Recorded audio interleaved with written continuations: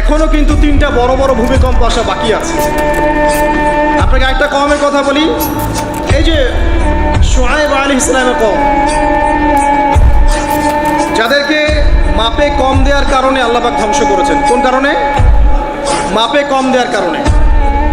আল্লাহ রাব্বুল আলামিন ভূমিকম্প দিয়ে ধ্বংস করেছেন এই প্রথম এই কওমটাকে, যারা ছিল শুআয়ব আলাইহিস সালামের কওম।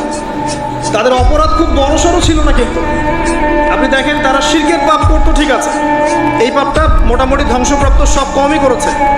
এই শিরকের পাপ বাদ দিয়ে তারা আরেকটা বড় পাপ করতো, বা একটা বড় পাপ। সেটা কি?